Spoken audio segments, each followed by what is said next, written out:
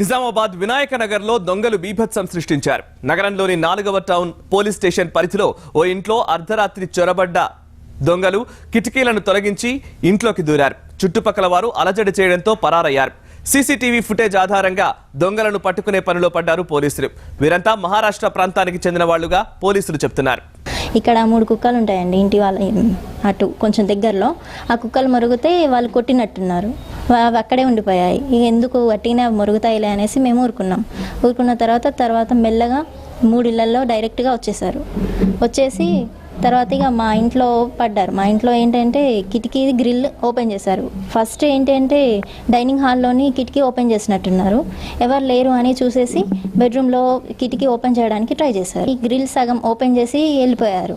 ఇంకా అందరు చుట్టుపక్కల వాళ్ళు చూసేసరికి అందరు అలర్ట్ అయ్యేసరికి వాళ్ళు పారిపోవడానికి ట్రై చేస్తే పోలీసులు వచ్చేసి వాళ్ళని పట్టుకున్నారు. వాళ్ళిద్దరి మధ్యలో పెద్ద ఘర్షణ జరిగిందండి. ఘర్షణలో పోలీసులకు చాలా